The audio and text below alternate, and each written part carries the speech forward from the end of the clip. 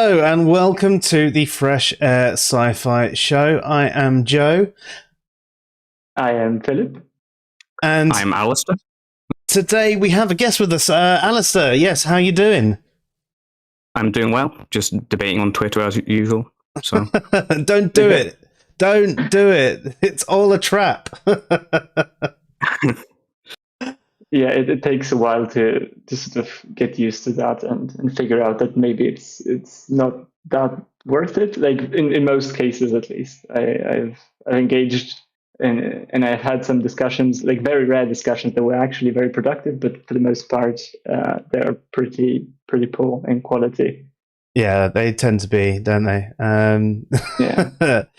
It's I get really frustrated with a lot of the Twitter discussions because I think part of it, the format is just because it's so short messages, everybody comes across as being really short with each other. And then there are some people that want really complex things explained to them in really tiny things as well. It just gets really, really, really frustrating. But what have you been debating today, Alistair? Well, this guy did like a really bait tweet saying how the problem of evil is like bullshit, basically. Like it doesn't mean anything. And I just asked him to give me his objection to the argument, and he just didn't do anything, basically. So it's really frustrating. I think. Well, he claims that he's been reading it for 25 years, and he couldn't even, give me an objection. Yeah, so. I think he actually said that he was studying apologetics or something for 25 years, and not necessarily sort of objections in philosophy of religion, at least to theism. I mean, at least this is my impression, because like from what I've seen, like often he makes this sort of commentary that seems very naive and not really well informed, as the answer was that he gave you. Yeah, I agree. Yeah. So basically the guy has nothing really to go on. It's just one of those, it's just bullshit, and that's his only argument. Yeah, he seems to be one of those guys that sort of spits out like common sort of apologetic rhetoric, like Frank Turek style stuff. At least like I've seen some of his takes, and like his recent ones are not even his worst one. And it's just a bit unfortunate to see this happening. But yeah, especially if it is accompanied with sort of this sky high confidence, because many people have this sort of deadly combination of knowing very little about a topic and then sort of pairing with that very, very high level of confidence, which is sort of mismatched, and that mismatch is sort of evident, and it's quite annoying and can be annoying. And this is, by the way, true for the atheist side as well, like very commonly. Yeah. It was weird because after engaging with him, he asked me to give me the argument, but I thought he already knew what the argument was. So I think I was playing at a too high level for him, so I just gave up at that point, basically. Yeah. That seems to be the case. Yeah, like he said, like hiddenness is something like, oh yeah, but God is not hidden or something, as if that was sort of the Schellenberg's argument. Like it is in that direction, I guess, but it's not like it's system. Like it's not really looking at the premises of non-resistant non-belief and stuff like that. So it seemed very naive from what I could tell, at least. Yeah, I definitely agree with that. Okay. Yeah, I mean, the arrogance that you actually speak of as well is definitely very present in the atheist community online as well. I mean, look how many are pigeon chesting over the comparison between Santa, and you can try and just explain to them why that isn't a good example, and they just sit there and reassert, yes, it is, because they're both mythical. Okay, yeah, but you don't only lack a belief in Santa, do you? Yeah, I mean, you can see through some of these inconsistencies fairly easily with a lot of them. And again, I don't mind people, like I don't want to sound sort of I'm trying at least not to sound sort of elitist, if that's a word, and be like, oh yeah, you don't know, because like there's nothing wrong if No, you of course don't not. like know much about this. It's just like if you don't, like, at least listen or be open to listening. I think attitude is very important when you sort of try to engage in discussions. I mean, I So completely agree yeah. with you. There's nothing wrong with ignorance. I mean, if anything's apparent from these streams that we do is how little I know about everything. But I get taught new things every single stream by loads of people, and Alistair is here today to actually teach me a little bit more, aren't you, Alistair? Yeah. So I was wondering, where do we want to start then on I this think human miracle stuff? Well, before Yeah, we I start think on the human that's a good miracles idea. and testimony, I think you should tell us just a little bit about yourself, just so the audience can get to know you. Right. So first of all, I am a philosophy student I'm just about to start in Edinburgh right now in philosophy. I run a Twitter, Alistair Ware, which is just my name actually. Which I kind of regret putting my name online, but it will do. And I'm an atheist, obviously, from just looking at my Twitter. So, and I've read quite a bit of Hume stuff, so I think I'm quite passionate about this particular topic, so I think it would be good to get started. Yeah, I think that's where we should start, because I've seen you sort of like, you seem to be very passionate about a particular thing where sort of apologists sort of misread a particular passage in Hume's argument against miracles, and so maybe that would be a good way to start, I think. Yeah. So I think we should start with defining what a miracle is. Actually, I think Yeah, that's a very start. good So. idea. And maybe draw the line between how people use it colloquially and what it actually ought to be understood as. Yeah. So colloquially, a lot of people use it to mean like some weird coincidence or very unlikely event. So a lot of people would just casually use the word miracle in that context. But I think when discussing it here, Hume defines it as a violation of the laws of nature, which for Hume just means regularities in nature that we experience all the time. So an example would be, obviously Jesus physically rising from the dead. That would violate like conservation of energy or known laws of science, or just regularities in experience that we all experience all the time. So one common misunderstanding is that Hume says that miracles are impossible, but from my reading, I think most people's readings of Hume on miracles, he doesn't actually say that. He says that, in principle, he allows the possibility of it, but he has an argument against identifying miracles as the most probable occurrence. So, Yeah. So, I mean, something like if I was in a bus, the bus got derailed, and I was at the bottom of a lake, and I could suddenly breathe underwater and suddenly rescue all the passengers. That would be something that was miraculous, because humans can't breathe underwater. yeah, that'd be a pretty good example. Whereas if it was just someone getting an adrenaline rush and being able to lift a car or something like that where they wouldn't usually, that wouldn't be miraculous. That would just be something that's incredibly unlikely, but it does happen.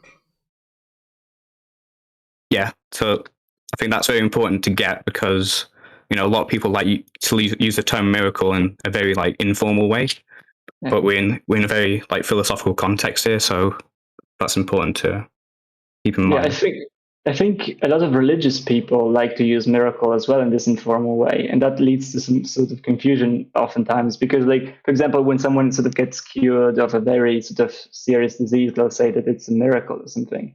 But like, the possibility was there, of course, for it to happen. It's just that it was very unlikely, and then they'll say that it's a miracle. But like in the way Hume sort of understood the term, it seems that this is sort of a distinction that's worth pointing out, that it's not the same thing, essentially. Yeah, so that's very important to keep in mind.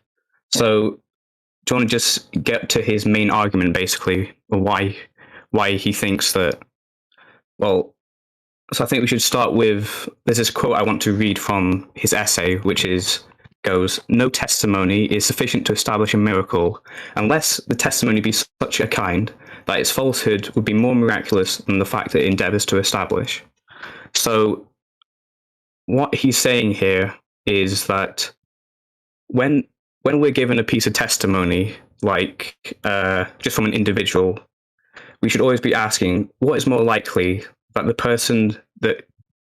person's genuinely mistaken or is deliberately trying to deceive us, or that the laws of nature were actually suspended in that person's favor and a genuine miracle happened. So when we're given the testimony, we have to weigh up these two scenarios. And basically, if it's more miraculous that the testimony is false, then we'd be justified in believing in the miracle. That's a very informal way to put it. Yeah, that's a very good way to put it. Yeah, I mean, I understood it, so there you go. Yeah, I think like the way I've seen many sort of apologists spin it, it seems to be that they just like try to they'll try to say something like, you know, as you pointed out earlier, that sort of Hume thinks that miracles are impossible in a way, but like this passage alone, I think, demonstrates that he has some sort of condition on which sort of a miracle could be believed rationally. Like, I know it's not like the only way, and I think we can get into sort of the development of Hume's thought in this regard, like sort of objections from Christians, and then sort of that could be a very interesting sort of discussion to have. But in general, I think it's. Would you say that it is a straw man to say that, you know, to present Hume's thought as saying that miracles are impossible? Yes, absolutely. I would say so. Just reading his essay of miracles, it's really hard to come away with that interpretation, in my opinion. And he even gives examples of where testimony might be enough to believe in a miracle. At the very end of his essay, he says that, like, if an event had like universal testimony from around the globe, or testing to this exact same event, that would probably be enough to establish a miracle. So I honestly don't know where that interpretation comes from, that he said it's a miracle. He said it's impossible. Because either they just haven't read the essay, or they just parrot other apologists misrepresenting him. Very, I mean, very weird. There's definitely. Sorry, go ahead. Now it's finished. That's good. No, I just like, I mean, there's definitely value in argumentation, I guess, because it's easier. But this is true of pretty much every straw man. You know, they exist because it makes it easier to sort of devalue or attack someone. And I think this is a very sort of cheap tactic, sort of to corner or commit someone that wants to defend Hume's views somewhere where, you know, it would be harder to argue from that position. And argue for the idea that miracles are impossible, but of course that's not the case, and you don't need to be committed to that view to sort of enjoy Hume's thoughts on miracles, I guess. Yeah, Dave's just chimed in the chat saying that he says that there's no way to achieve the credence necessarily for believing the testimony for a miracle, not that they're impossible. So I mean that does make sense. It ties in with what you were saying. Yeah, I think that's also very interesting sort of point. You know, that one of this would be sort of looking at it from I guess an ontological perspective, almost like if the miracle actually occurred or not, and the other would be sort of more an epistemological point. You know, if we can establish through testimony or any other means sort of that it actually occurred, even if it did occur or something like that. Yeah, and it makes sense that a single testimony alone in general wouldn't be enough to believe something like a miracle. It might be enough to, you know, if I told you I saw a man in the park standing dog shit or something like that. I mean, that's perfectly mundane, and you could probably accept my testimony and believe that I saw that thing. I mean, there's nothing I have to gain from telling you this story. It's quite pointless and inane. Why would I even bother telling you this? I mean, am I really the sort of person to make up random crap like that? Now, in this particular instance, I did make that up, but for the sake of the argument, you know, it's something that is much easier to have the credence to accept as being the case. Whereas, you know, with a miracle, unless, like you said, Alistair, it's, you know, like the entire world agreeing on the same thing, saying the exact same thing in the same way, having the same experience, etc., all having the same testimony, then it would be quite hard for it to gain the credence. Yeah, I think Yeah. Go ahead. Like, yeah, I just wanted to sort of like, because again, I think I just want to sort of continue on the point from like on the previous point. Like, if you want to say that sort of miracles are impossible, that seems to be like just a statement about the nature of reality almost, right? Like that there can be miracles. But then of course, like that is one level. Then you could say that it's impossible to establish, you know, to rationally believe that a miracle happened. That would be again a different sort of statement. And then you could say something weaker, which is actually what I think Hume was getting at, which is sort of that it's like very difficult, you know, to establish that a miracle occurred because of these sort of conditions and because of these because of the thinking that he employed about sort of the testimony being almost always more likely false than actually a suspension of the laws, of the known laws of nature. Yeah, I think it's important to keep in mind. I think Hume's argument is an epistemological argument mainly. He's saying that we wouldn't be justified in believing miracles are most probable occurrence based on testimony. So it isn't even a conclusion that no miracles have or will occur. It's just a statement on that. Yeah. Yeah, I mean, we've done quite a few streams on rationality and things like that, and I mean that ties in quite nicely to it because it is something so out there to have the justification to believe something that is a real miracle, not just an unlikely occurrence, but an actual miracle. I mean, it's pretty out there, especially if I'm telling someone else, not even like me seeing something, but me then trying to pass that what I saw on to one of you guys. There's no real justification, really, or at least not a good enough. Not to mention that we're not even working with direct testimony here. We're working sort of with like a historic account of testimony that is pretty old as well. Like that adds up, like at least for Christianity as well. But maybe we can leave that. I mean, I think we're getting ahead of ourselves a bit in the discussion. So I think like maybe the next natural step would be to sort of see how Christians have sort of responded to Hume's argument and how they like what is the way, like if I'm a Christian, let's say, and I read Hume, right? What tools do I have to argue against this sort of argue against Hume essentially? I think the main strategy would be, okay, so a single person's testimony, like saying a miracle occurred, isn't really. It seemed intuitive that that's a really bad basis to base like a miracle on. They could say, oh, if you have independent eyewitness testimony to a single event, that should be better than just one person saying it. So that would be one response, I guess, would be put forward. Yeah. So with things like if they were to talk about something more current, then so there's obviously certain locations around the world where they say they have healing powers, whether it's a healing pool or a rock or something like that, and a small percentage of people do have what they refer to as a miraculous recovery. Now, I think we would turn around and say, well, spontaneous recovery does happen sometimes. But would that be closer to them having a better justification, even if we wouldn't necessarily regard it as a miracle? I'm not sure, to be honest. I think I'd have to think about that.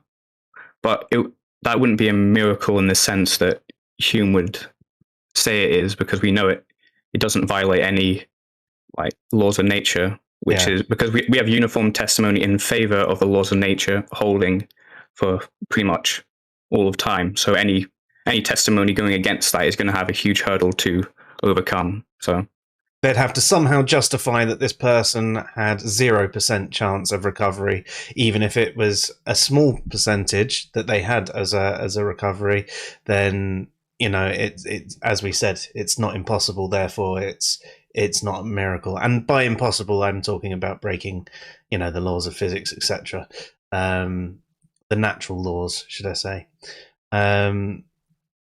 So even in that regard, they'd still need something a little bit more crazy than that. Then, have you heard any decent-ish claims of miracles? Ones that actually made you go, "Oh," just for a minute before you looked into it a little bit further. To be honest, no. I mean, usually they come with a lot of assumptions or just saying, "Oh, how can we explain this naturally?" So basically, they're not very convincing from what I've seen. And usually in the context here, I'm usually debating people on Jesus's resurrection, and I don't really. A lot of people try to argue from the eyewitness testimony there that a miracle is the most likely occurrence, and I'm just not convinced by it that much, to be honest. Yeah, I absolutely agree. For me as well, I don't think I've ever maybe if you hear an account just on face value, sometimes it happened, at least to me, that it was oh wow, this is really weird. But it I found time and time again that, especially with this sort of stuff, the way people talk about it already sort of includes their conclusion about it. And that sort of affects the narrative of what happened, right? So they will see something, and then they'll sort of make a conclusion about it, and they'll find sort of, oh, this is a miracle in their head, something like that, right? And that will then affect the way they sort of report it back, and that makes it sort of very, very hard to sort of understand exactly what actually happened. To sort of then try to understand whether or not this actually is somewhat extraordinary or in any way sort of close to something that we would consider miraculous. Yeah, I mean, it comes back to what we said at the beginning. People often use it for something that seems incredibly unlikely, but I think there's another layer, which I think you were alluding to there. Some people are just a bit ignorant of the way things work, and because they don't understand how something could happen, they go, well, it must be a miracle because I've got no explanation for that. Yeah, I think that happens. I mean, this sort of ties into our previous stream that we did on sort of testimony as well, and we went over a lot of this sort of things that can happen in terms of psychology, and that was a very interesting sort of conversation as well.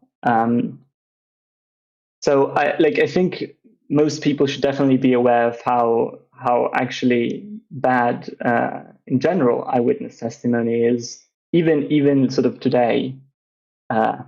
If you are in court or something, eyewitness testimony is generally not exactly the best thing.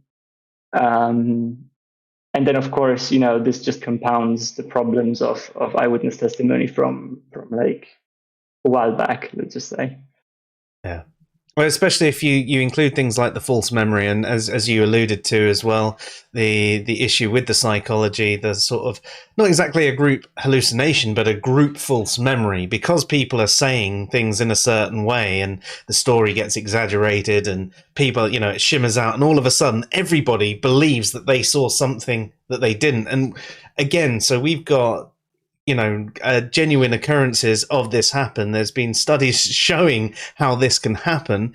It seems more likely that the natural thing happened, and that whatever happened with the Jesus character, it wasn't a resurrection. It's just that people were convinced in some way and had a false memory of the resurrection. I've actually got a pretty humorous example of this. So I'm sure, are you guys familiar with the Roswell alien spacecraft conspiracy? Yes, that was in the 50s? So. Roswell, New Mexico. Yeah, so what really happened was they found a bunch of metal in the desert, right? And then from this incident, 30 years later, we have a whole conspiracy about how the US government is experimenting on aliens and doing experiments and all that. So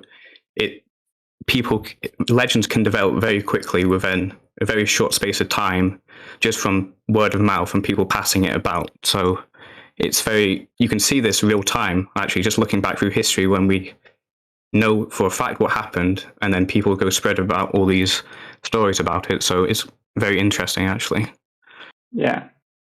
I mean, this is very interesting in general.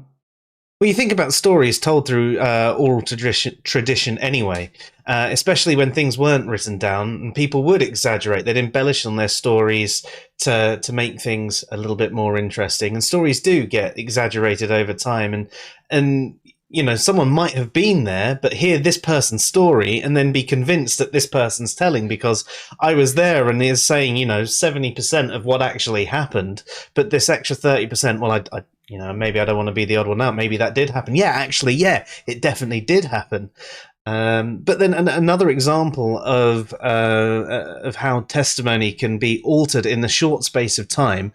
Have you ever played the telephone game, or you might know it if you're from the UK as Chinese Whispers, which probably isn't the PC term to use anymore, but that's what it was called when we were at school. Do you ever play that one, Alistair? Yeah, I think everyone in the UK played that one, I think. Yeah, we played it too multiple times from Italy.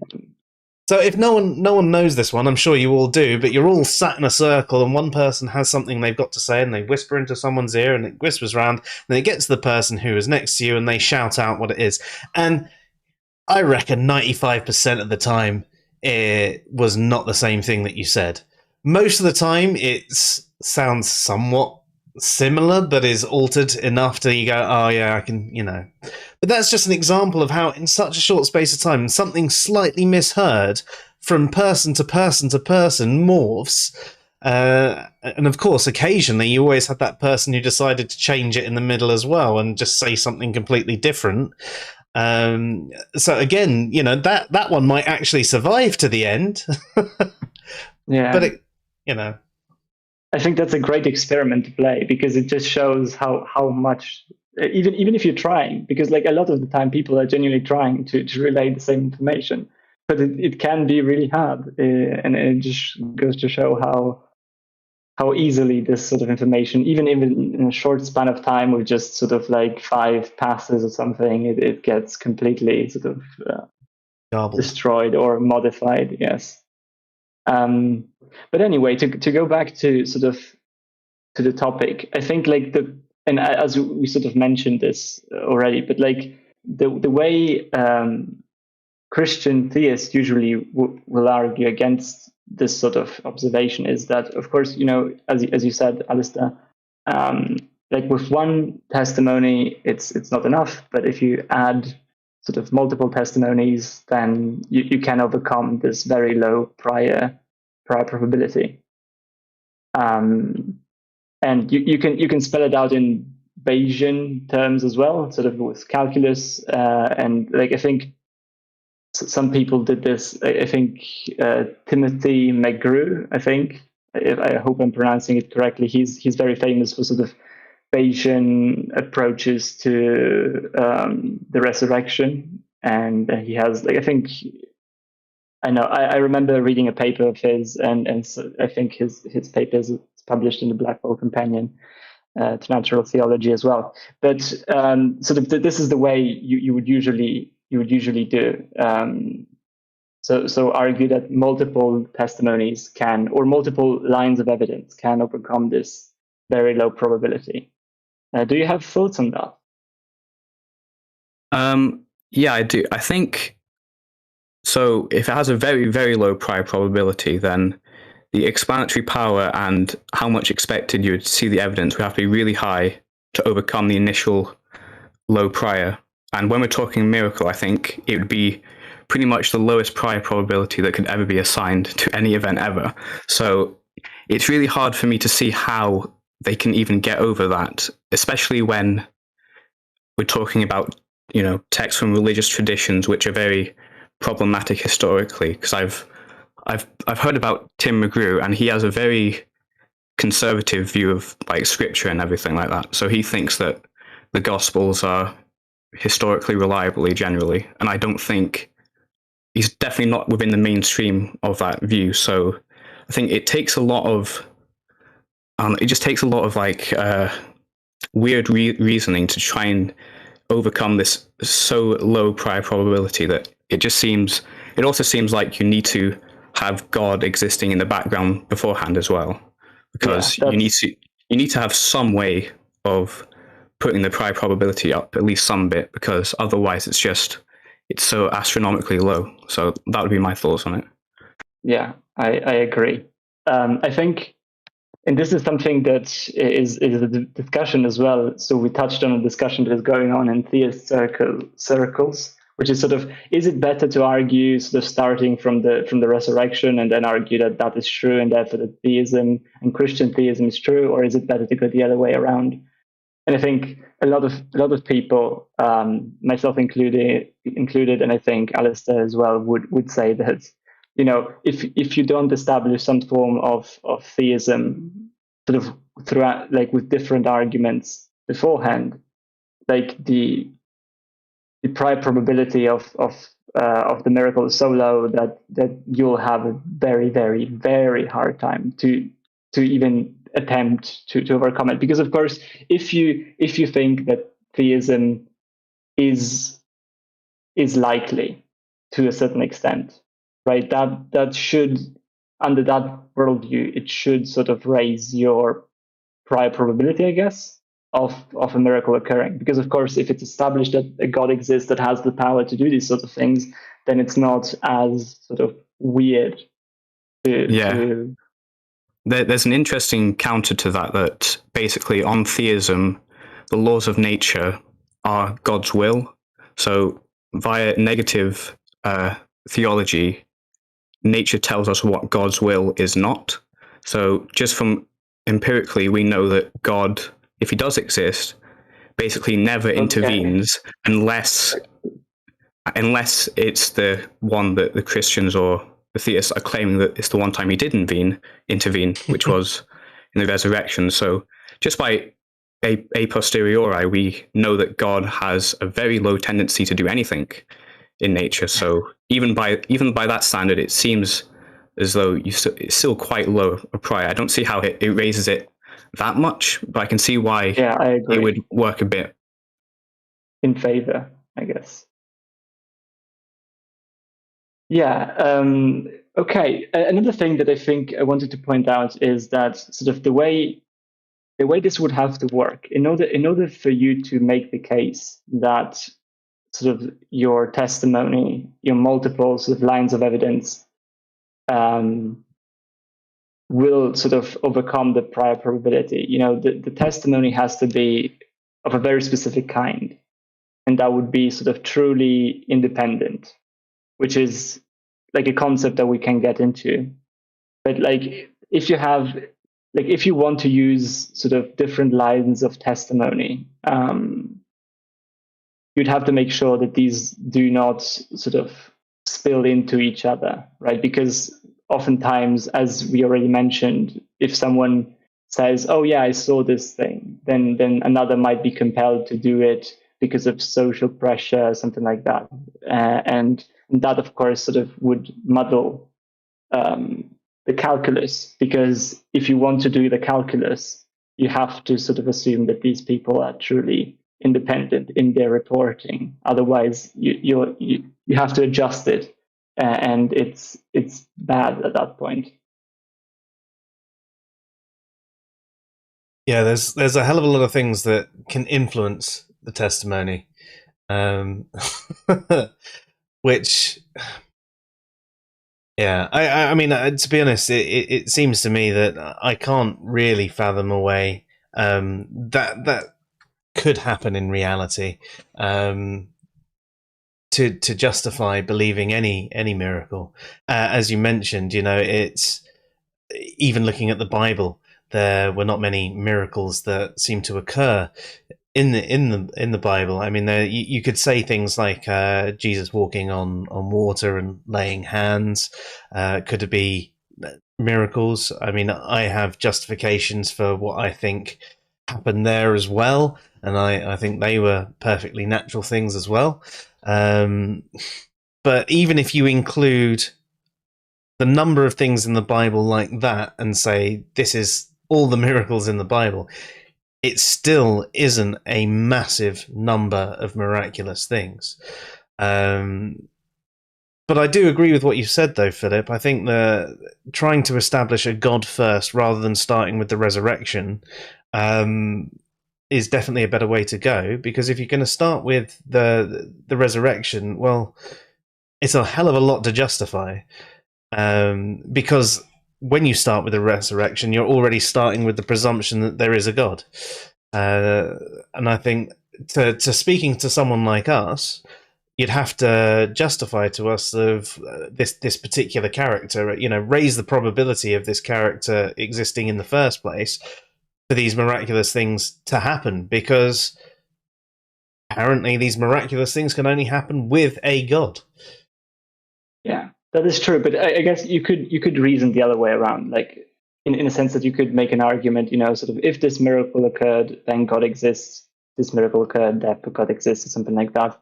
If you wanted to reverse that game, so you wouldn't have to assume necessarily that God exists. You would just use sort of the idea of this miracle occurring as like your primary evidence, I guess, for introducing the concept of God. But of course, like I personally think that approach is destined to fail, and I generally don't like when I see theists try to employ this. I actually, many times I'm sort of frustrated sometimes, because I feel like it's not really clear how they're going about it, and they're sort of mixing everything into this pool. But that sort of is dangerous, because you could sort of reason a bit in circle if you do that, sort of trying to sort of establish theism through the resurrection, and then the resurrection through theism, right?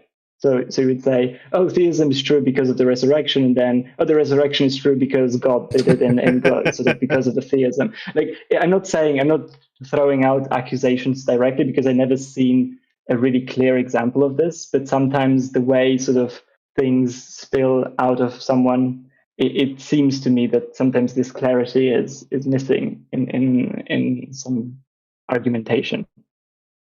Yeah, I think it's not entirely sure how. So if you did that argument, if miracles exist, or if this particular miracle exists, it happened, then God exists. This miracle happened, therefore God exists.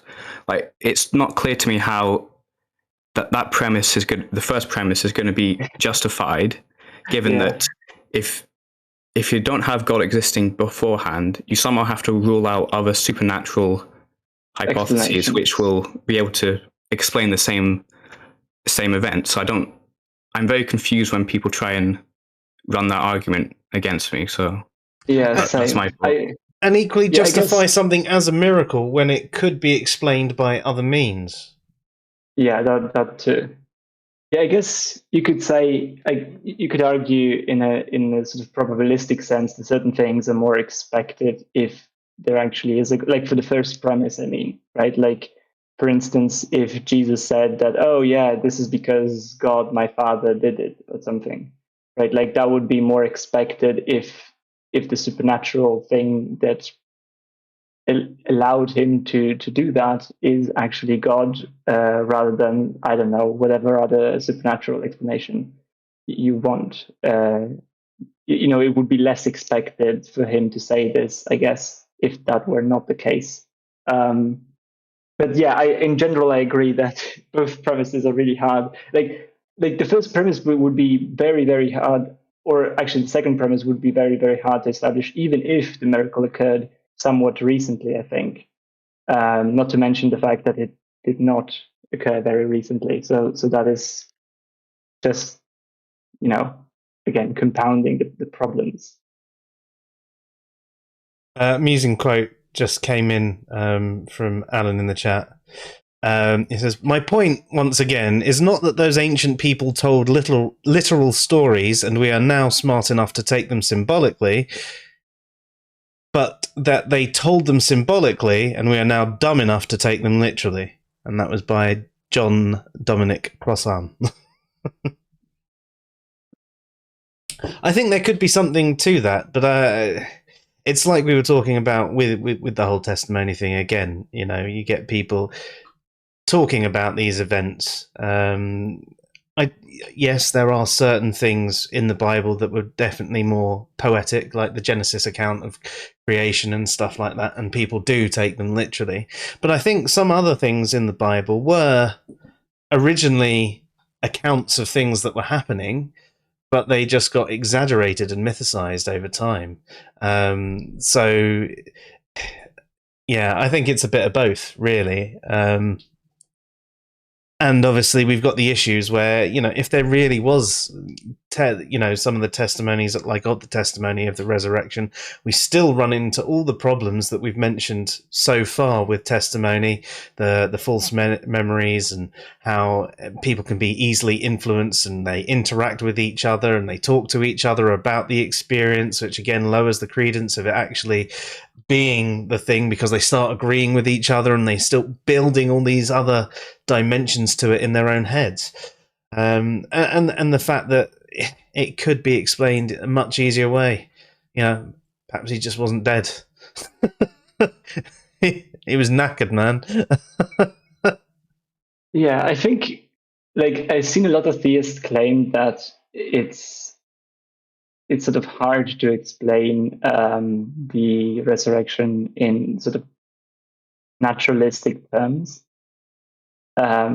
I guess I wanted your thoughts on that as well, Alistair, because I personally don't see that. Maybe I'm sort of not aware of something, because to be fair, I'm not exactly that well informed on sort of the resurrection and all of that discussion, right? I'm tangentially informed. I'm not really deep into that.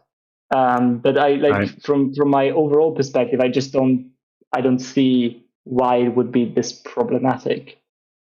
I think a lot of people want one single cause to explain about 5 or 6 facts surrounding the resurrection, and I don't understand where that comes from exactly. So a lot of people want one natural explanation which will have all the explanatory power to do all the work explaining all the documents we have. I think, like everything else, it's going to be a very complicated mix of all these different factors going into one single event. So I think the demand for one naturalistic cause which explains everything is not something that people need to concede, that they need to give.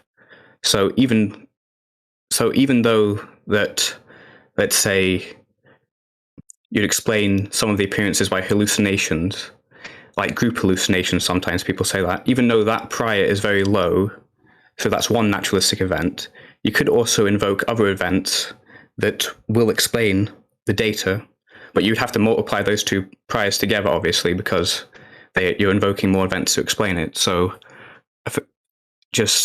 that's the problem I see, wanting one thing to explain everything, which I don't know why people fall into that for some reason. Perhaps it's because of we can explain it with one thing. God, there you go. Maybe. Yeah. So they expect the naturalists to have their version of that. Yeah. I agree with you as well here. I've seen this a lot. You'll say, maybe even in a tweet, speaking of Twitter, right? Because you have a limited amount of characters. You just mentioned sort of maybe maybe they sort of were mistaken, or maybe you'll mention, maybe some of them lied or something, right? And then they'll go on a rant about how, oh, but it cannot be that they all lied and stuff like that, as if you were trying to explain everything, as you said, through them lying or being malicious in some sense. When in fact you could just name stuff but you didn't have the time to sort of actually properly sort of explain that.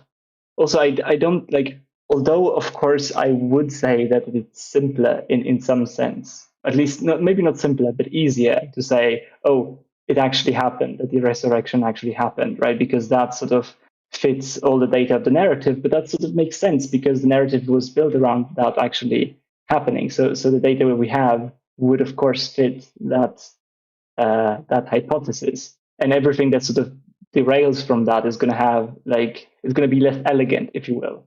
But like as we mentioned, the prior probabilities of that and all of that discussion, I think is it's fair to say, at least from my perspective, that I have a very hard time seeing how it could be established. Especially if you think that a lot of the gospel narratives are sometimes deliberately made to be parables or something like that. Because John Dominic Crossan actually has a whole book where he argues that all the gospels are just extended parables of the teachings of Jesus for some sort of political message. So it depends. I don't know. I agree with you, Philip, that I just really don't see how God raising from the dead and violating the laws of nature is going to be the most likely explanation for that, for these facts. So, yeah. I mean, I think between us, we could probably think of a number of things that it could be. I know we've already mentioned a few previously, but I mean, Alistair, what do you think are some likely causes for these eyewitness accounts? Or what actually happened?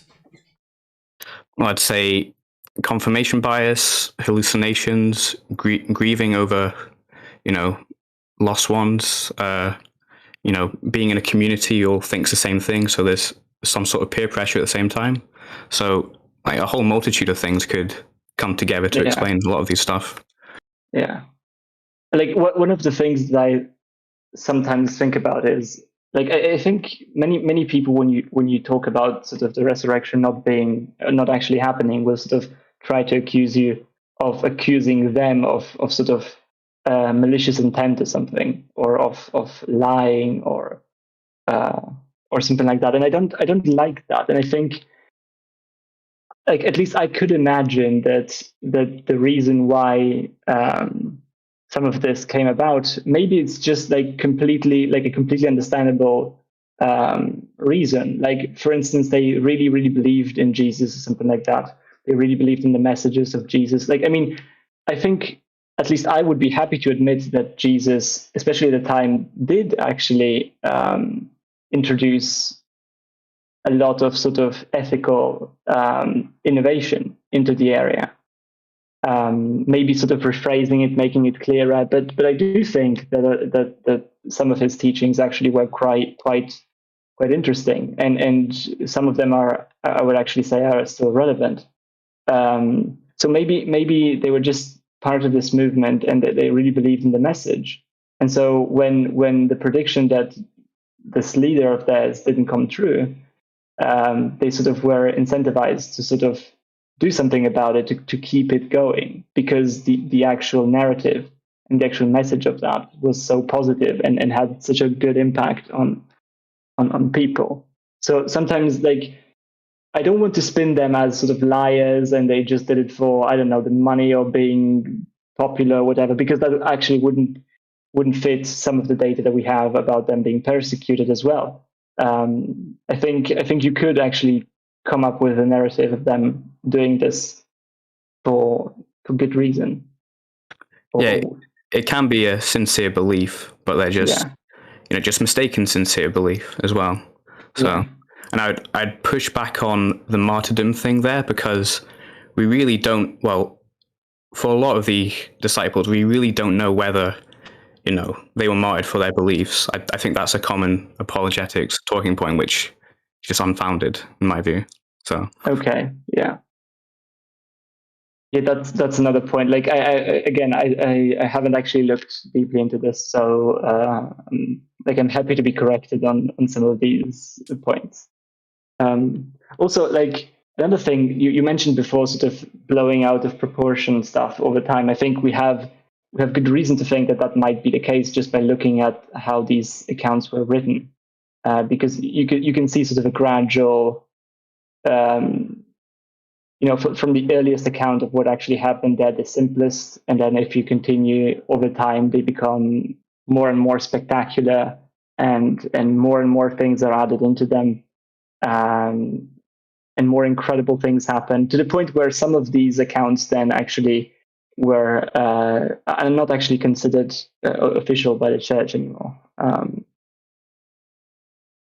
So that, I think, would be expected if this account actually is not maybe purposefully fabricated, but at least sort of you can see the growth of a myth in there. I think. I mean, there's good reason to think that a lot of this is unreliable. Yeah, a lot of people mention how if you read the Gospel of John, which is the latest Gospel, it is very, compared to the other ones, there's a lot more in there, which is very like questionable, and some of it is trying to make it much more explicit that Jesus is God and is divine in a very explicit way, where the other ones are much more, they're not as, that explicit about it, and they're a lot more stripped back. So you can see, like, in the development of the text, so they are getting more and more like developed into like mythology. Yeah. Okay. So in terms of the things that I mentioned earlier about sort of the independence of witnesses, I think that is like an interesting point, because there have been quite a few sort of, I think, even papers on and discussions on the matter, because like this whole multiple witnesses objections is quite popular with Hume. And actually, I'm drawing a lot of my thinking as well from that. There is a paper from Arif Ahmed, which is sort of titled Hume and the Independent Witnesses, and he had actually a really great talk with Alex Malpass on his channel. I've listened to that. Yeah, I mean, he makes a lot of interesting observations there as well, I think. For instance, like about how this sort of independence should be set up in order for it to be actually viable for this sort of probability calculus, which is very demanding in a way, because like when you see what, like, I think he envisions, and correct me if I'm wrong, if I remember it incorrectly, but I think he envisions even at some point like sort of a prison where sort of people are like every witness is in their own cell and they cannot communicate, and they have sort of a perfect view of a stage in the middle where this miracle is supposed to happen. And he makes sort of a very interesting setup there, conceptual setup, for it to actually lead to a setup of multiple witnesses that are actually truly independent in the way that sort of some of these arguments would require to overcome this prior probability. Yeah, I think his point there was the more people that will witness that event and claim it was a miracle, the more confident you should be in the strength of the illusion that they're seeing that's as another well, thing, rather than it being a miracle. So his point is what we really want is independence of type of evidence, which would really be impressive. So like video, like pictures, like cameras, plus testimony. So all different types of evidence into one conclusion. So I think, if I remember correctly, that's what his point was there. Yeah. That was also talked about. I thought that was very interesting, because he also mentioned, that you can, for every sort of I mean, when you raise this the probability of this miracle claim, you could simultaneously raise the probability of sort of a another hypothesis which sort of fits the data, but is still compatible with sort of a naturalistic worldview, like the strength of the illusion, or like even sort of a broken something, right? Like in a sense, if you have I don't know, an optical sensor or something through which something is captured, and every sort of witness has a picture of this miracle happening from this sensor, right? You could say, oh well, these independent photographs, right, raise the probability in a sense of this miracle or something. But at the same time, you could say that they also raise the probability of there actually being a defect in the sensor, right? Like, because that hypothesis that there is a defect in the sensor that captured the images, if it's the same sensor across all of these sort of apparatus, then that would fit sort of that hypothesis would be raised simultaneously with this miracle hypothesis, because that fits the data just as well.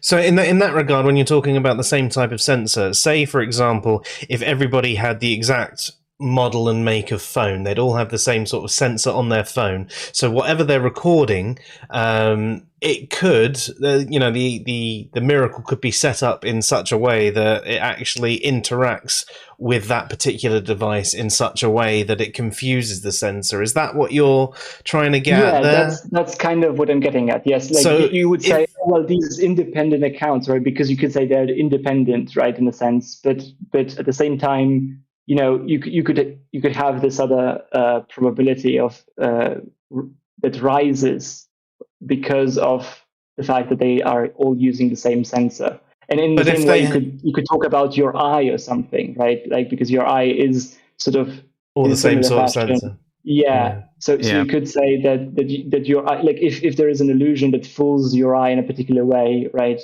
The probability of the eye having some sort of blind spot or something, and that accounts for the miracle testimony, is also risen by just these independent testimonies, and not just the idea that it actually was a miracle, but also this other hypothesis is strengthened in the same way, I guess.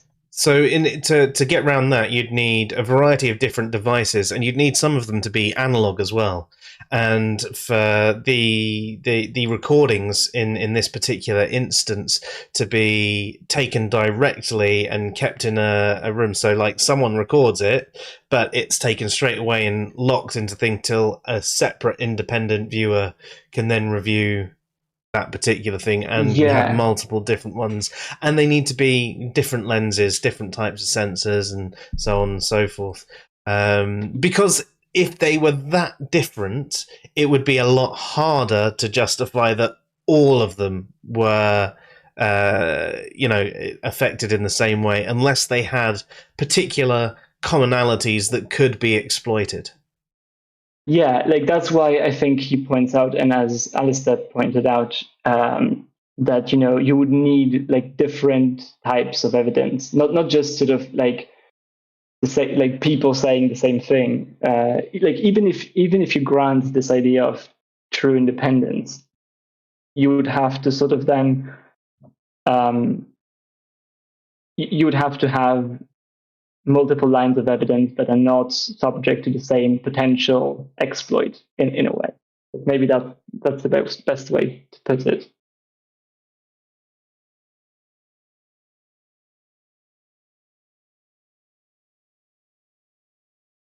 So you were saying about this experiment and how he was setting up all of these different parameters. Where does that take us to next? So, like, I've listened to it a while back, but I think we actually covered most of it. Like, do you have something to add, Alistair, on this? I wasn't. Yeah, that's pretty much what I can remember from that podcast. I read the paper like ages ago, but I can't remember exactly what it said. Yeah, like I think there was this talk about how this independence would need to be set up in order to sort of introduce or make it more likely than or overcome this low priors. And then there was a discussion about like the types of evidence and how that could sort of be exploited as well. And it was a really, really interesting conversation. I actually sort of recommend both the discussion and the paper. Although the paper is a bit like many things escaped me in the paper because like there is some pretty heavy probability calculus in there as well. So yeah, need to plug it into a database to even be able to follow it. Yeah, like I'm not that well versed in sort of probability. Yeah, calculus. I'm not. Yeah. I'm not an expert on that stuff either. So it takes. I have to read it over like 100 times to get it. Yeah, me too. The discussion was definitely easier to follow. It was more sort of meant for a broader audience, I guess.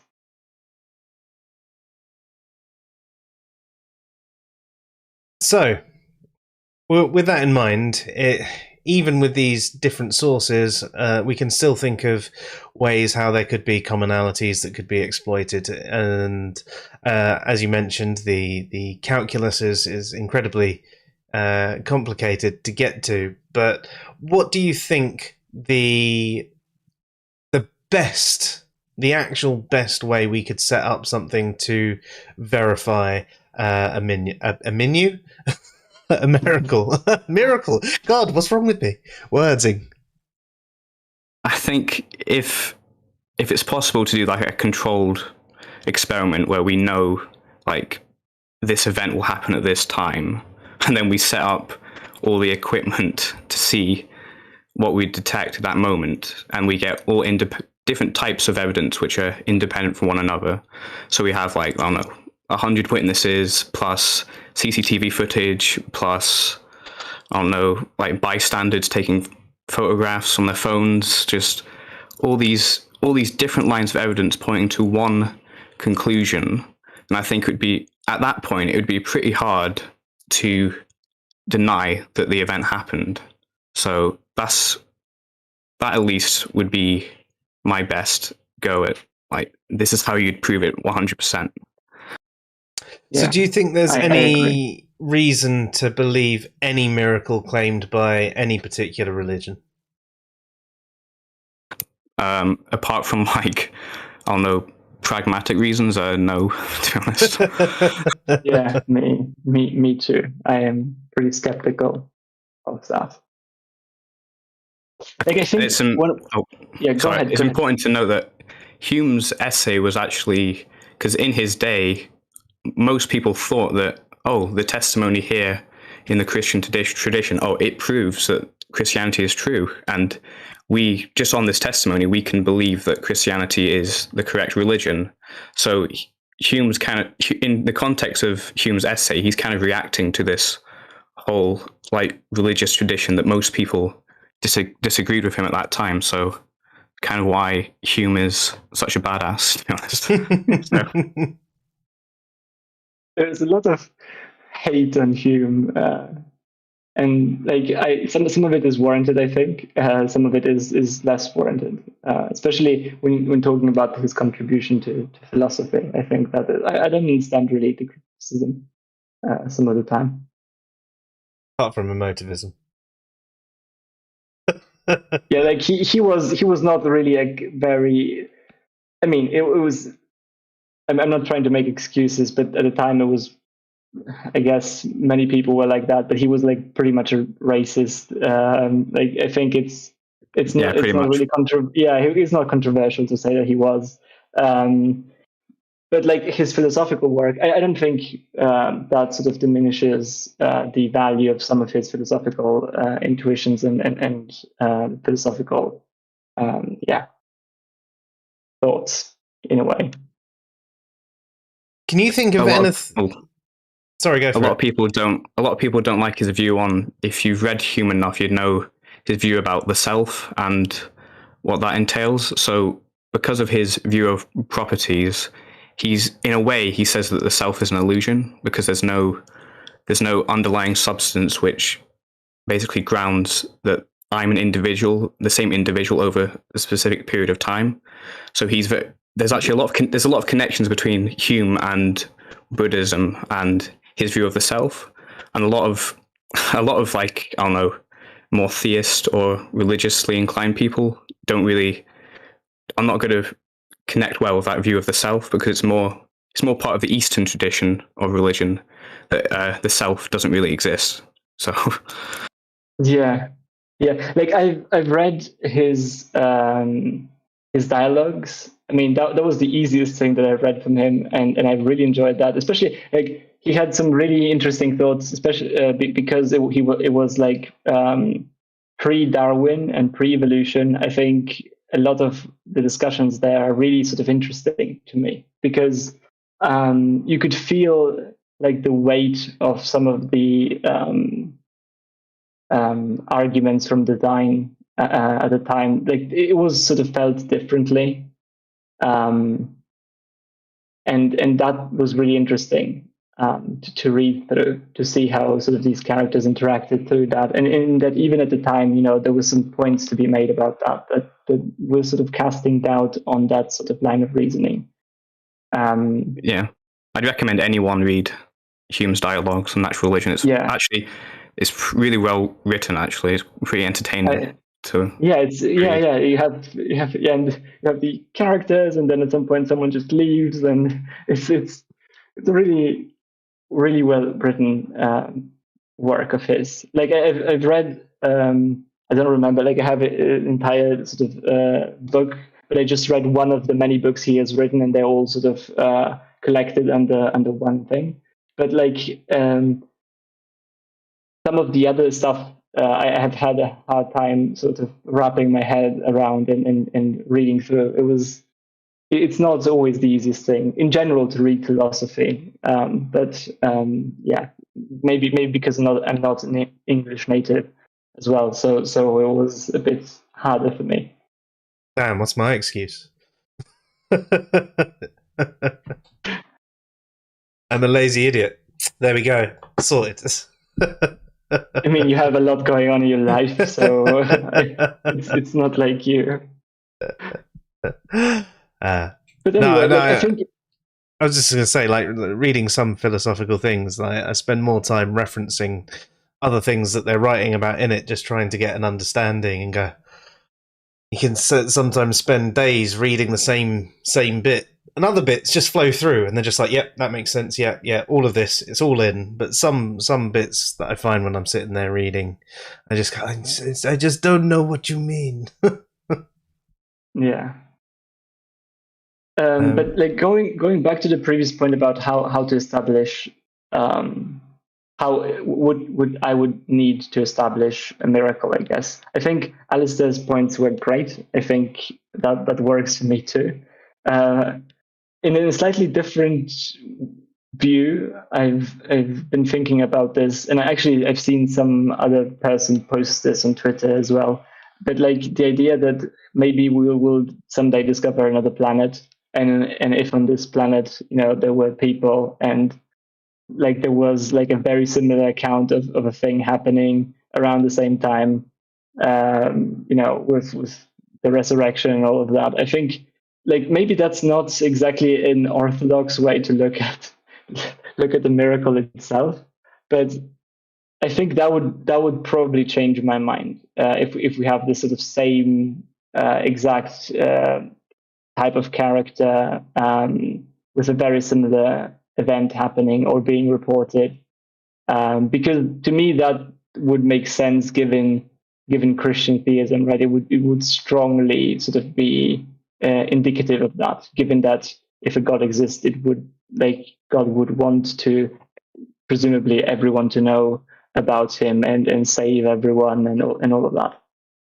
So how similar would they have to be? Yeah, that's between them, because question. there's a lot of like dying and rising gods and all that. So it'd be interesting to see that. Yeah, symbols and everything would have to be the same, wouldn't they? I mean, yeah, symbols and names of characters and something like that, I guess. And like teachings and details of the teachings. So like if they had the exact same like scripture, like verse by verse, that'd be pretty impressive. that would be pretty good. That would be pretty good evidence. And we haven't sent off, copies of the Bible into space, have we? I don't think so. That would be kind of entertaining if that was the explanation. Yeah, they just found this book and they managed to decipher it. Yeah, a meteor came down and there was a book in it. I mean, that sort of makes sense to start a religion. If you have to start a religion, then you think that would be a pretty interesting way to start one, I guess, with a meteor. Yeah. And I think maybe the next thing we could talk about is, and I've seen some skeptics talk about this, is how sort of the skepticism towards miracles and towards the resurrection can be framed in terms of an argument from maybe hiddenness, in a sense, sort of,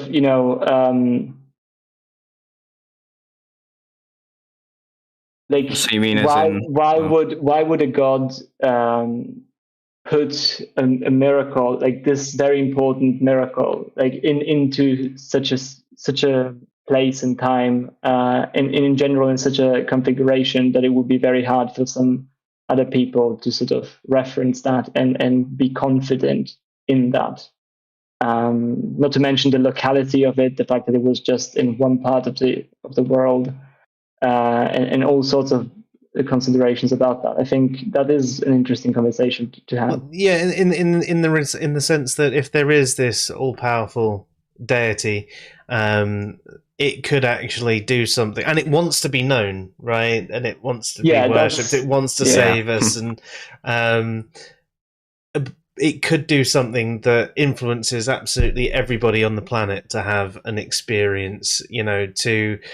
Every single person has a vision of the resurrection that's alive at the time, and everybody from around the world writes it down, and everybody's account is exactly the same.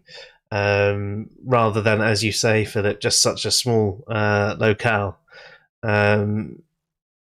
Surely an all-knowing God would know that most people in years to come are not going to believe this story. I think it's even more problematic if you view someone's eternal destiny is riding on basically believing in this, and then so it seems if God's plan is to get, well, William Lane Craig says this a lot, if God's plan is to get as many people saved as possible in the course of history, it does seem rather odd that he would reveal himself to I don't know, a small bunch of illiterate people 2,000 years ago. It seems very weird. Seems really, really weird. I think one of the things that could boost my confidence, forget about other planets, right? Even if we had just in different cultures around the world, around the same time, dated around the same time, there would be some sort of writing or something that a miracle happened there, and it was sort of similar or sort of referencing what was happening during the resurrection, right? That could be. That would make sense to me. It doesn't really, especially because we're already talking about a sort of intervention from God in this case, right? I don't know if it's because I think theists sometimes will say, well, he can't. There's this weird thing about theists sometimes that they will argue that God cannot intervene willy-nilly because if he does, then he'll make sort of nature unintelligible and stuff like that. I've seen this argued, and I'm just completely weirded out about it oftentimes because I don't see how that is supposed to work. But even if you grant that, right, he's already doing something along those lines, and this would just be a thing that would boost the credibility and the how broadly the message is received in a sense. So it would be expected, in my view, that this would happen, at least at the time. If not even more, that there would be some sort of way for future generations to then understand what happened.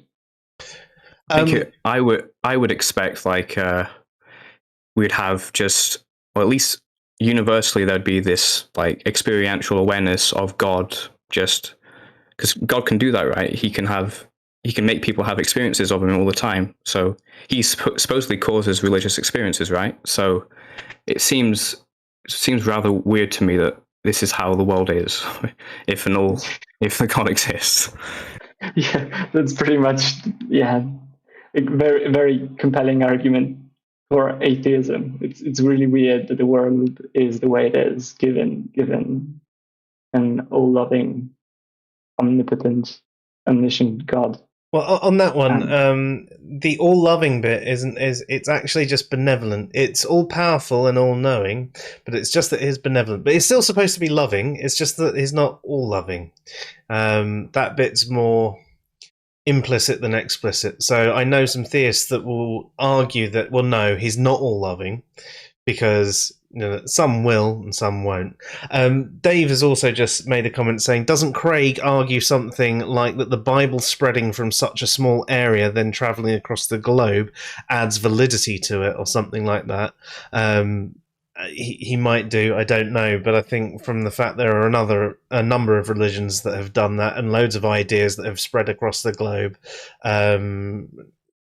sort of just goes, well, it's quite easy to see this happening. So I would say it doesn't necessarily add validity to it. As far as I'm concerned, it needs something a little bit more. It needs, for the Bible to be somewhat miraculous to me, it would need to have some form of science, or something that we weren't going to discover for, thousands of years, and then all of a sudden it's actually accurately described a number of things, maybe things like the particle accelerator and the Higgs boson and stuff like that. If that had been in the Bible, then we'd have gone, blimey, they knew that 2,000 years ago. But then, there's even certain things where, like the ancient Greeks hypothesized things like atoms before they had any way to test them. And I think, it shows that humans do have the ability to actually see far beyond ourselves, at least in ideas. Now, their ideas of atoms were a little bit wrong, shall we say. They thought, if it was a sharp flavor, it was because it had jagged atoms and things like that on there. And they didn't get it right, but they had this idea of these tiny little particles that were in absolutely everything. And they even had ideas of evolution long before Darwin and stuff like that as well. But yeah. There isn't anything like that. So there are a couple of things. First of all, I wanted to answer to Dave. Yes, I think Hume did actually talk about certain things that foreshadowed sort of evolution in his dialogues. But then to go back to your point, I think it's still possible today to be born and never hear of Christianity until you die. Yeah, well, right. Schellenberg actually says this about isolated non-theists. Yeah, you could literally be in an Amazon tribe and not even know who Jesus is, and you'd die not knowing that. So yeah, but in that regard, there is the thing where if you don't know, then God won't hold it against you, and you'll automatically go to heaven. So some do say that. I know some disagree with that. But if that's the case, then surely they shouldn't spread the word at all, because then everybody would actually go to heaven. That's an interesting, because. Yeah, because babies can't understand or believe in God, but if a baby dies, then it goes to heaven. Yeah.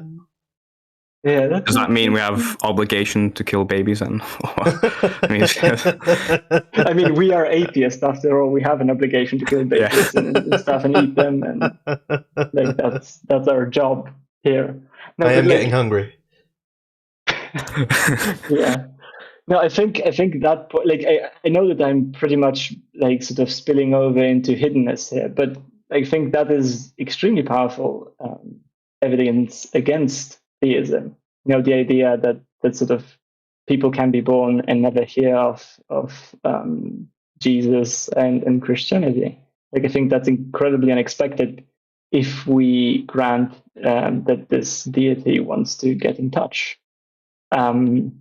Also, like, in terms of what afterlife you sort of believe in, if you're a theist, I do think that, of course, I think we would all agree that views such as eternal conscious torment are pretty much, like, they have much higher tension on this point than some other views, and in general, I would say that they're pretty indefensible given this. Like, if nothing else, hiddenness completely kills, I think, eternal conscious torment. Like, I don't see how it possibly can be squared. But of course, I do think that hiddenness goes further than that. I think William Lane Craig actually says that, well, everybody's got access to the Holy Spirit, so if they don't believe, it's their fault still. He actually denies that there's blameless non-belief in one of his Q&A replies. So that's crazy. response to it. Like, I wouldn't. I didn't expect that from Craig, honestly. Like, I thought higher of him than to say this. He does say some dumb stuff. Yeah, he does say some dumb stuff from time to time. Like this. Prime example.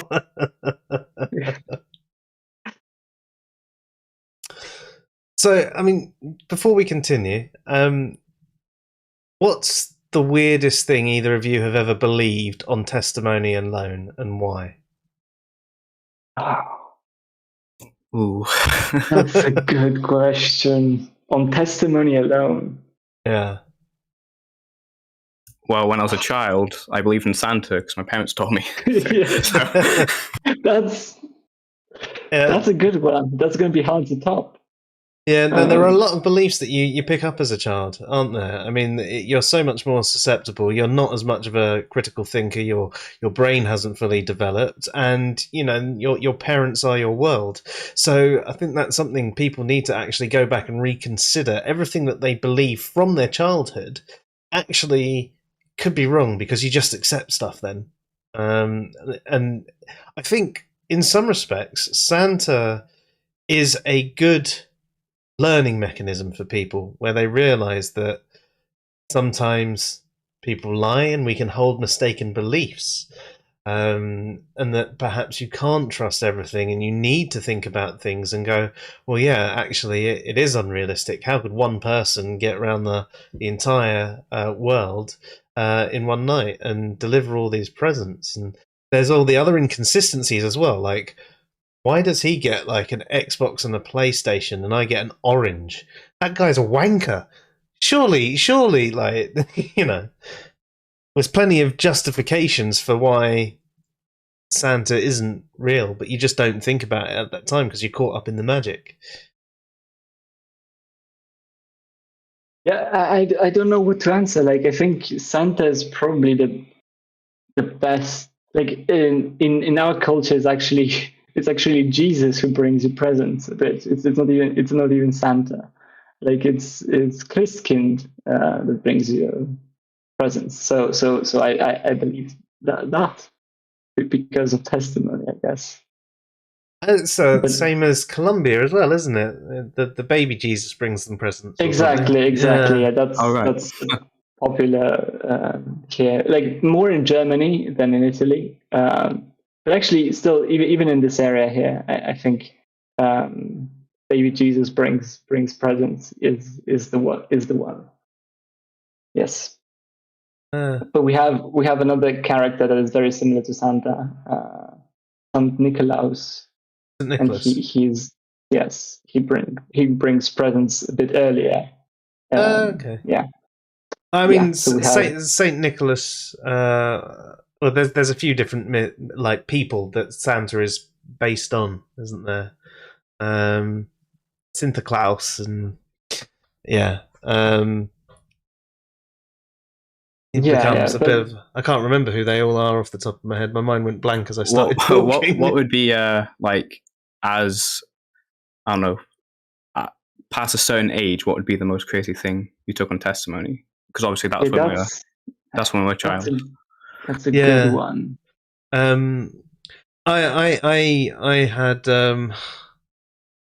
someone when I was a teenager told me that crystals had magic powers, and I believed them.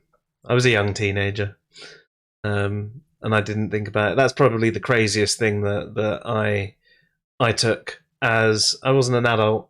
I was probably 12, 13, and I was into reading a lot of fantasy stuff, so my mind was already that way inclined, and someone basically I think that is probably the craziest thing that I have believed as a non-young child. I suppose I was still a child at the time.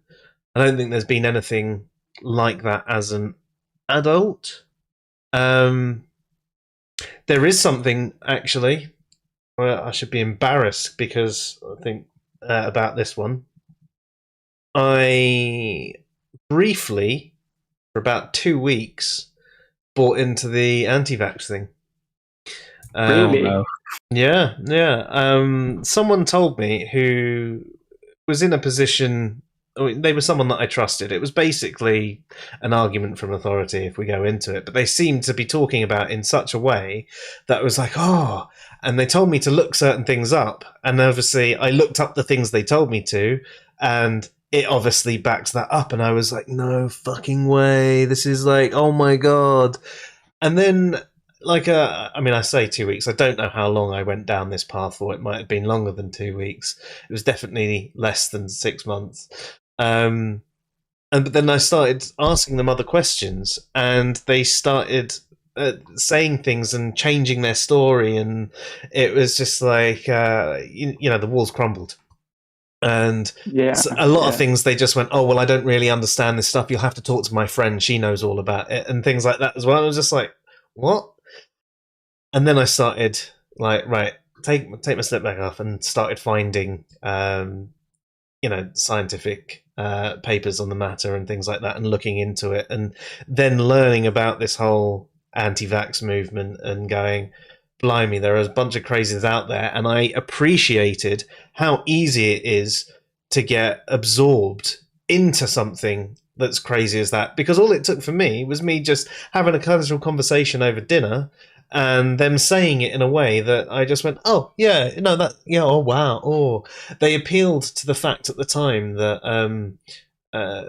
since it's crap, it's a load of crap, but they started off with things like appealing to things that they knew I have. So I've got ADHD, and they were like, oh yeah, people who've had this vaccination and that vaccination have been shown to have a higher number of cases of ADHD and da. But and then all of a sudden they were saying the same things, and they were talking about autism instead. And it was then I was looking into it and looking into studies of, well, the correlation, how would this mechanism actually work, and how could it be possible? And it was like, okay. But yeah, I mean, that's a big embarrassing one, but there you go. I was wrong. And I think that's probably why I wrote so many articles on vaccinations and common anti-vaccination arguments and things like that. Even a very tongue-in-cheek "Why Anti-Vaxxers Are Right" article, because I found through talking to a lot of people on that, people are so steadfast in their position, and this might be something that ties back into testimony, is the fact that people very rarely will admit they're wrong, especially if they've spent a lot of time and energy into a particular belief. So they have been convinced by someone, right or wrong, that vaccines are bad, and they've spent their time talking to people and telling everyone else around them and convincing other people, getting them on board and dealing with the backlash of other people, to suddenly turn around and go, shit, I was wrong about everything I said. It takes a hell of a lot for a person to do that. So some testimonies could even be given in regard to, they may no longer be convinced of it, but because they've said it for so long, they feel they have to say the same thing anyway, out of pride. I think Emerson did a good tweet, I think it was a couple of days ago, where he said about young Earth creationists, a similar point, how like people grow up and they sometimes just take the testimony of their peers at face value. So if I grew up in a young Earth creationist family, I'd definitely be a young Earth creationist until, well, at least until I was like a teenager, because I would just trust the people around me that they'll be telling me the truth. And I think you also did mention how that we do this as well. If someone told me, oh, why do you think evolution is true? Other than citing the scientific consensus, I wouldn't really be able to give that much detail to why I think evolution is true. I accept the scientific consensus on that issue. So I think a lot of our beliefs are through testimony, just in a very indirect way. So I think it's important to keep that in mind. Yeah, I think it's very healthy every now and then to just remind yourself that, you know, feeling like you're right feels like it feels exactly the same whether or not you're actually right or whether or not you're wrong. Like it's a sort of stupid point, but it helps to be reminded of that and to be always sort of alert. And I've like, I completely agree. I've believed a lot of stuff because my family was sort of into it. Like, for example, homeopathy, right? Like I was brought up in a family that used it a lot, and therefore I used it too. So you were well hydrated. Yeah. And I mean, it's good stuff as well, right? It doesn't taste like shit because it's pretty much just sugar. So that's good. And being told that it's also healthy, it's even better. So yeah, that is one thing, and part of my family still believes in that, and like, but again, if you don't even look into this, right? Like, if you don't have reason to sort of look into this, then you'll just go on believing this stuff. And to go back to a slightly different point that you made, Joe, I think the thing that was I was talking about earlier about sort of the resurrection. And people just sort of going with it, like even knowing maybe that it was untrue, just continuing with it, was exactly on that note that you mentioned. Because maybe they were so invested, right? They spent their entire lives on this, and they really believed in the message, and they believed in the truth, maybe of it. Maybe literally, maybe sort of in a metaphoric sense, but they saw the value in the teachings, and therefore sort of they were so invested in that they did everything they could to sort of further that narrative. So back at you then, Alistair. What's the craziest thing that you've accepted as a non-child? I must just be a genius because I can't think of anything other than Santa as a child. I just can't think of anything crazy, to be honest. So yeah, and I mean, to be fair, I don't think, like, I don't know if I believed in homeopathy because of testimony necessarily. Like, I think Santa is a much better example because sort of your parents might say something like, "Oh yeah, I saw him," or something like that. But like homeopathy was more like, you didn't really think about it, right? Like if you had a headache, then someone handed you this and then you took it, and after a while you felt better, I guess. And that's how it. But it's not like they said they saw something, or it's not really that analogous, I guess, for me with homeopathy. Yeah, it's still. It still is a form of testimony. But yeah. I mean, I see what you mean. You got the placebo as well. So you had testimony plus placebo, and that made you more convinced. You probably believed them in the first case because of the testimony. Take this, it'll make you better. Okay. Yeah. You have it. You're better. Oh, look, it worked. So you've then got your confirmation of it going in there. Yeah. What about anyone out there? Either let us know in the chat or in the comments, or send us a tweet or anything like that. What is the craziest thing that you've accepted initially on testimony from your teenage years onwards? So not when you were a child, because we accept, everybody accepts absolutely crazy things as children.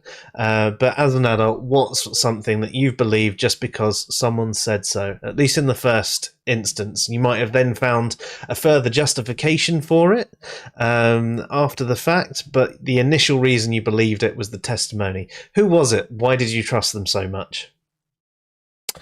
BT Toast says, I was into crystals and vibrations. So I mentioned, crystals myself. I wasn't really into the vibrations one, but that's sort of everything has its own frequency, I believe. Correct me if I'm wrong there, BT Toast, but everything has its own frequency that's in tune with everything, and everything can be in tune with everything else. Now that he mentions it, I think this is actually maybe a better example. I was pretty young still, but I read this, like the Secret book. I don't know if you're familiar. Oh, yeah. Oh yeah, that load, yeah. Someone bought it for me. I haven't read it. Yeah, I saw. I think I bought it in a just, I don't know. It had a pretty cover or something. I was like, oh, The Secret or something. And then I was reading it. I don't even know if I finished the book, but I remember for a while I was like sort of into. But it lasted very, it was maybe maybe 2 months or something, because I then tested it somewhat, and then it didn't really work the way it was supposed to work. And then I was very quickly picking up on the idea that maybe it's just supposed to be this way, and then you're sort of trying to justify every time it goes wrong. You're saying, oh, I did something wrong somewhere, and that maybe is the best example, because the book said so, and therefore, yeah. Yeah, sorry to sidetrack us there, but it was sort of tied into testimony, so I figured it was relevant. And I am interested in other people's opinions on this as well.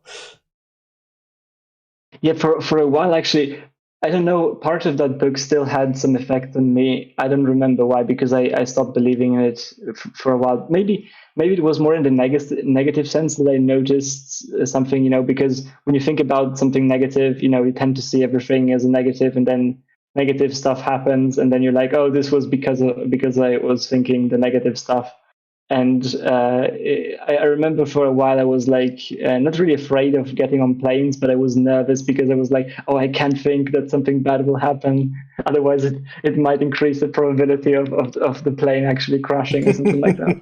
It was really I realized how ridiculous that sounds, but that's sort of a healthy thing to remind myself, I guess, as well, of how vulnerable this sort of stuff. It's good to be aware, I think, that we have been wrong, we can be wrong, that we are fallible, and when we think we're right and someone says something contrary to the case, not to go, well, I've already got this belief, so I'm going to hold on to it. Go, oh, tell me a bit more about that, because I could be wrong.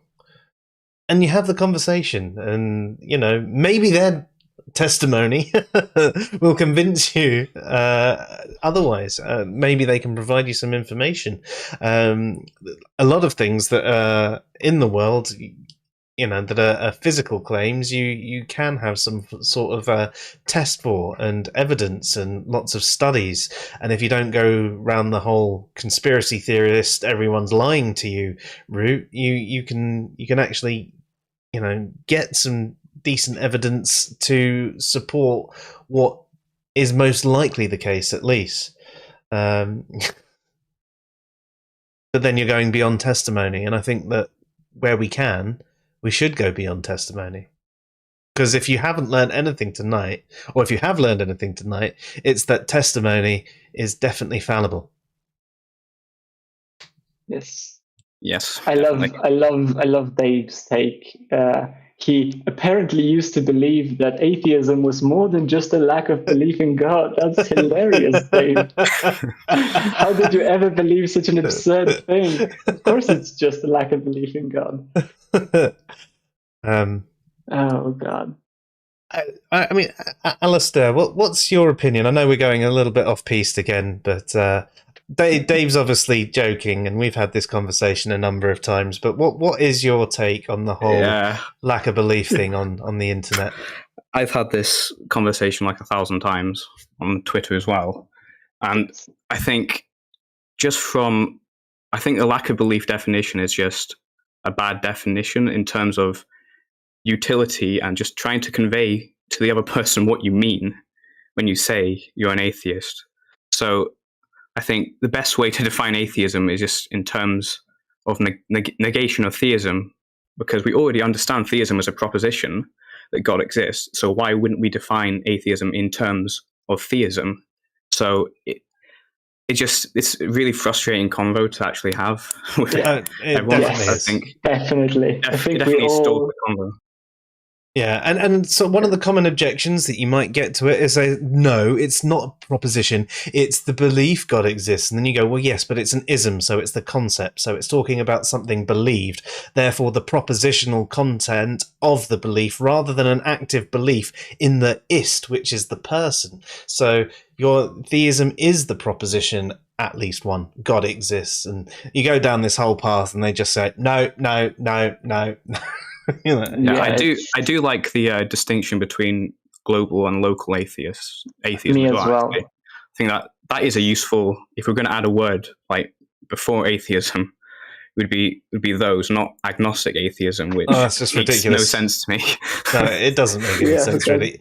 It's either superfluous or nonsensical, depending on what definitions you're using. I've even spoken to a number of self-proclaimed agnostic atheists, and they all defined agnostic atheism differently. And when you actually took it down and said, right, if this means this and this means this, then you understand the knowledge is a subset of belief, and therefore you're already saying that you don't have any knowledge. So saying, I don't have any knowledge, but by the way, I don't have any knowledge, essentially. And it go down so many different paths. I put a post of that on Answers and Reason as well. What are they agnostic about that they Being have an a lack atheist? of belief? Or are they agnostic? Or what are they? It's just very confusing to me. What are they?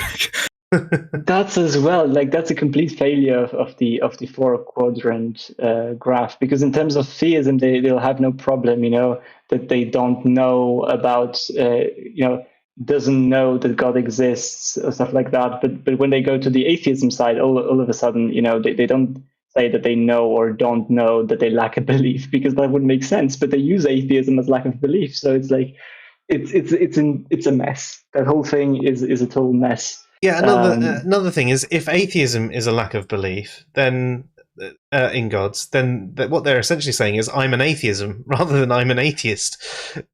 Because again, it doesn't make sense if you're defining atheism as a lack of belief in gods. So yeah, and then you get the ones that claim they have no beliefs whatsoever, and you're just like, I'm sure you believe bunch. that. No, I don't believe that. So you don't believe that you have no beliefs. So you believe that you don't believe that you do believe. Yeah, they either know, but they don't believe, of course, right? Like that. I just know stuff, right? I don't believe stuff. Why would you believe? I just know stuff.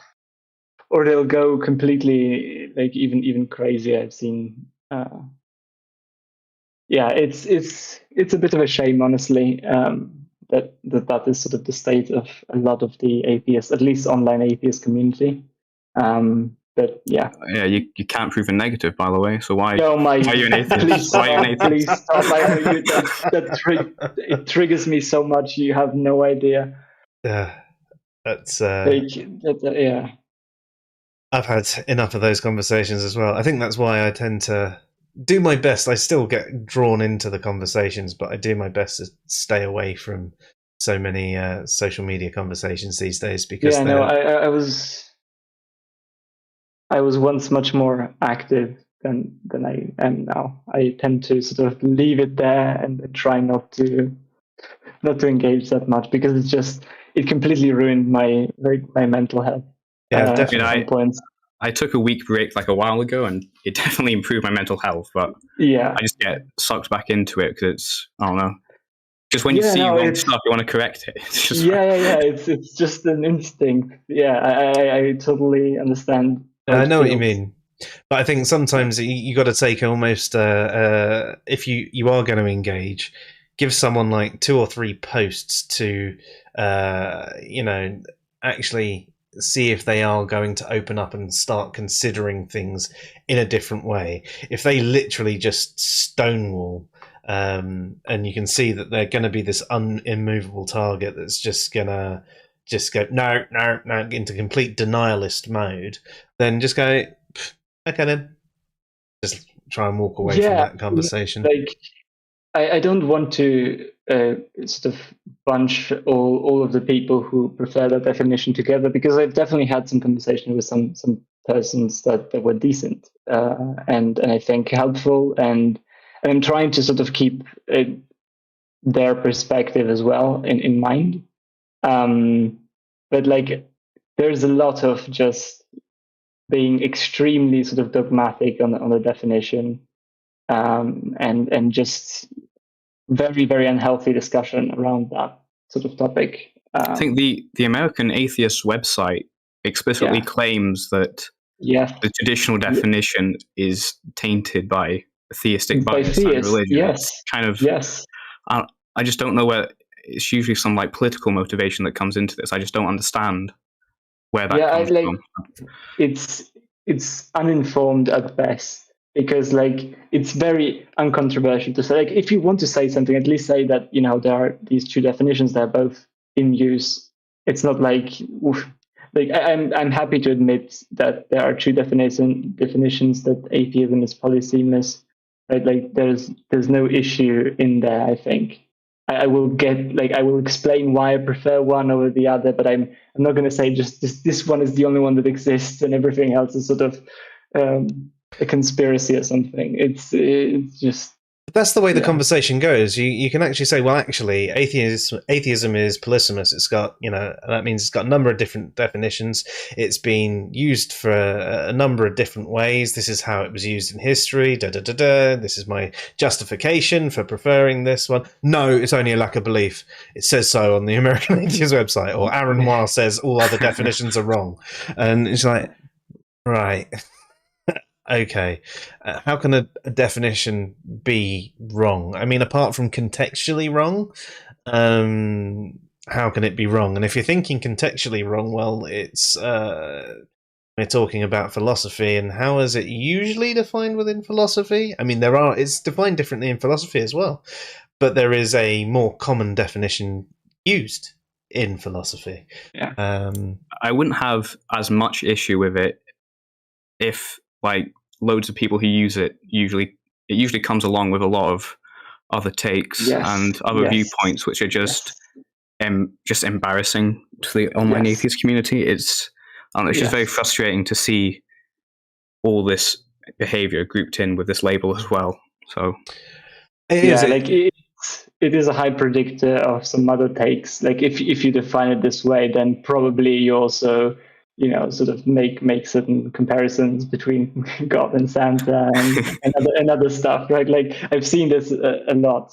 You'll claim that you only lack a belief, but then you'll say that God is imaginary, and something that's imaginary is something without any objective reality, which means it doesn't exist. So if you think it's imaginary, then you think it does not exist. If you think it does not exist, you believe it does not exist. No, I only lack a belief. Oh my God. Poor really, epistemological and logical understandings and misunderstandings of rationality, a high degree of moral subjectivism without actually understanding what they mean by moral subjectivism. I mean, there's some good subjective arguments, for different forms of subjectivism, but I mean, I don't agree with them. But when you engage with the lack of belief atheists and why they think it's subjective, it's very, very, very basic. Well, that's just it is. That's the way it works, because it doesn't come from God, so it is. And that's their entire argument on the thing. And it usually is also accompanied by a dismissal of philosophy as a whole, which is like the worst. That's the worst thing that anyone probably can can say to me, at least like in conversation, that sort of turns me off immediately, like my interest usually. But yeah, I mean, I think we covered and we all interacted with these people, unfortunately, online. Yeah. And it gets frustrating. But yeah, sorry. Yeah. I pulled us away from the topic again. I'm bad at that. So, where are we on testimony and miracles? Was there anything else that we need to cover off? No, I think we pretty much covered it. I think, like, unless you have something else, I think that the whole sort of hiddenness discussion at the end, when it comes to miracles, is sort of a fitting capstone in a sense. But if you have anything to add, Alistair, like, I'm happy to. I think we've covered all the basis, I think. So yeah. Okay. So maybe we should just do a quick rundown. I'm going to ask you to give the basic definition of say like a miracle again, an actual miracle rather than the colloquial miracle. So a miracle is a violation of the laws of nature, and a more colloquial definition of a miracle would be some very unlikely event or some weird coincidence that happens to line up in life, which inevitably will happen because improbable events happen all the time. So that's the main distinction which you keep in mind. The miracle is violation of the laws of nature. So, I mean, that in itself is what needs to be remembered when you're having these conversations and when people use the word miracle. Quite a lot of the time, they're not actually talking about a miracle. They're being, very informal with their usage. We've also discussed tonight a number of issues with testimony. We covered off the issues with testimony in greater detail a couple of weeks ago with Bearded Heretic. So if you're interested in more about the issues of testimony, check out Are You Sure About That? And obviously, we've discussed that the testimony issue in relation to miracles is the fact that, well, there isn't really anything that can justify believing a miracle based purely on the testimony. And we discussed a number of ways that you could set up potentially an experiment or an experience that would validate believing in a miracle. But to date, there hasn't been one yet. And there's no reason to believe any of the miracles that have been claimed to happen throughout history in all the different religions actually actually happened. Do you guys have anything you'd like to add? I think that's a fair way. That's a fair way to close. Yes. Awesome. Well, in that case, thank you very much for joining us tonight, Alistair. It's nice to finally talk to you. Yeah, it's been a pleasure. Yes. Thanks for having me. And of course, thank you, Philip. As always, it's great to have you on. And, thank you. And to everyone else out there in the internet land, either those that watch live, interacted in the chat, or those that are catching the rerun or listening to the podcast version of this, thank you very much. And don't forget to check out Faulkner, Miller, and Lackey on testimony. So that's just come in from Dave right at the end. Thank you for that recommendation, Dave, as well. I will pretend that I'm going to put it into the notes, but I always forget. I want to sort of link, I don't know if we have time now, but I would like to link the discussion between Arif Ahmed and On Thoughtology, which is Alex Malpass's podcast, because that was a great sort of, we referenced that a bunch of times and maybe put a link to the paper. I think that is relevant. That'd be absolutely great. I mean, if you can send me both of those links, or even you've got the ability to edit stuff on our YouTube page anyway, haven't you? So do I? I think I gave the ability to. Wow, that's new powers. Yeah, you got all the powers. I'm definitely not going to abuse that. Anyway, here's the link if someone wants to check it out. Awesome. Thank you very much for that, Philip. So you've been watching the Fresh Air Sci-Fi show, and we've been discussing testimony and miracles. I'm Joe. I'm Philip. I'm Alistair. And have a good night, everyone. Good night.